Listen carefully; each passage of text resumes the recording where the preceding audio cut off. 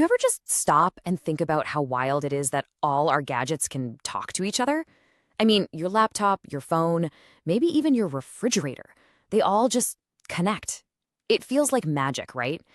But behind that magic is this incredible story about a huge problem that almost stopped the internet before it even got going. So let's dive in. No, really, think about it for a second. You've got an iPhone from Apple, a Raspberry Pi from a totally different world, and yet they can hop on the same Wi-Fi and share information like it's nothing. We take this completely for granted, but back in the day, this was basically science fiction. It was this massive, massive puzzle that somebody had to figure out. To really get it, we've got to rewind the clock. We're going back to a time we can call the Great Disconnect. This was an era of digital islands. Every piece of tech was just its own little world, completely cut off from everything else. And honestly, this is the best way to picture it. You know that feeling, right? You've got the wrong charger cable, that little bit of frustration? Well, imagine that, but for every single computer network.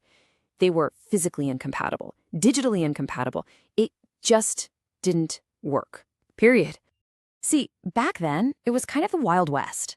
You have these huge companies like IBM, and they'd build their entire network from scratch. Their own rules, their own hardware, their own secret language. And look, it worked awesome, as long as you only ever bought IBM stuff. But the second you tried to connect to a computer from, say, another company, you got nothing. Just digital silence. And this quote just perfectly sums it up. It wasn't just about the plugs and wires not fitting. It was a fundamental communication breakdown. It was like one network was speaking French, another was speaking Japanese, and there was no translator in the room. They just could not understand each other.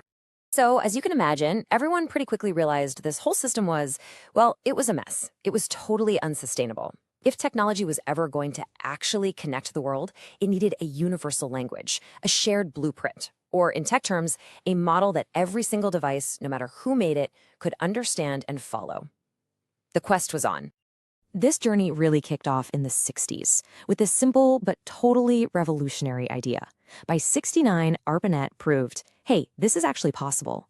But it didn't set a standard for how to do it. And that led to that chaotic era of all those digital islands we talked about, until finally, by the late 80s, the world threw up its hands and said, okay, enough. We need one standard to connect everybody.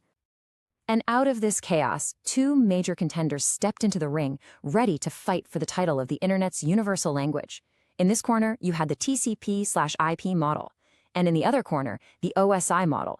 A true battle of the network blueprints was about to go down. Okay, and this right here captures the really weird outcome of this whole fight. TCP/IP, well, it became the practical winner. It's the model that actually runs the internet you're using right now. But OSI? That was the perfect, theoretical, academic model that everyone thought would win. It didn't. And yet, it's the one we still talk about all the time. Let's figure out why. So, first, let's meet the champ, the TCP/IP model. This is basically the rulebook for the modern internet. And its real genius is that it takes this ridiculously complex job, sending data across the world, and it breaks it down into smaller, much more manageable steps. We call them layers. All right, let's break these layers down real quick. Way down at the bottom, you've got the physical layer. That's the actual stuff. Cables, electricity, radio waves. Then you've got the data link layer, which is how devices chat on a local network, like your home Wi-Fi. Up from that is the network layer, which is how your computer finds another computer anywhere on the planet using IP addresses. Then the transport layer, make sure the whole conversation is reliable, that no data gets lost. And finally, at the very top, the application layer. That's the stuff we actually see and touch, like our web browser. Now for the other guy, the OSI model. This thing was, well, it was more detailed. It was way more specific, and honestly, it was more elegant. It had 7 layers, not 5, and it was designed by committees to be the perfect official global standard. But here's the thing. Because it was so complex and took so long to develop, it lost the race. People started using the simpler model first. So this brings us to the central mystery of our whole story. If the OSI model is basically a ghost, a technology that never really took over, why on earth does it still haunt the way we talk about networks today? This is the million-dollar question, right? Why would a professional network engineer who works on the TCP/IP internet every single day still talk about the 7 layers of a model that lost the war decades ago? It sounds kind of nuts, but there's a really fascinating reason for it. This table basically explains everything. If you look at the bottom 4 layers, physical, data link, network, and transport, they're almost exactly the same in both models. The big difference is at the top. The OSI model got super specific, splitting the top part into 3 distinct layers: session, presentation, and application. TCP/IP, being more of a get-it-done kind of model, just lumps all of that into one big application layer. And boom, there's the answer to our mystery. For all those years when everyone was just assuming OSI would become the standard, the entire tech industry started speaking its language. We all learned to think about networking in 7 neat little layers.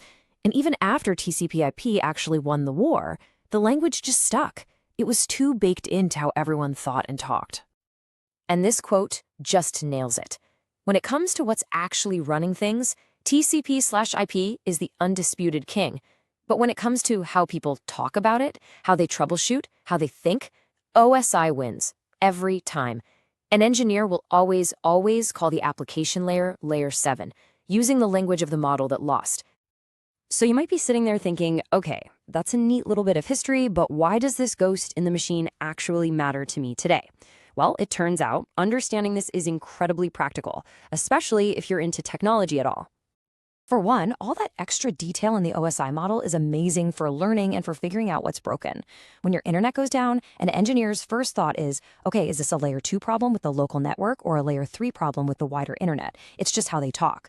And yeah, if you ever want to get a professional certification like a CCNA, you absolutely have to know the OSI model inside and out.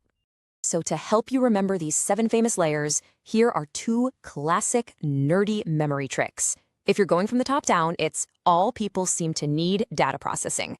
And if you're going from the bottom up, and this one's my favorite, it's please do not throw sausage pizza away. Trust me, you'll never forget it now. So there you have it. We solved this massive problem, the Great Disconnect, and we built a universal language for our machines. It was this monumental achievement that literally built the modern world, which kind of leaves us with one last big thought. What's the next great incompatibility we need to solve? What's the next universal translator that our technology is begging for?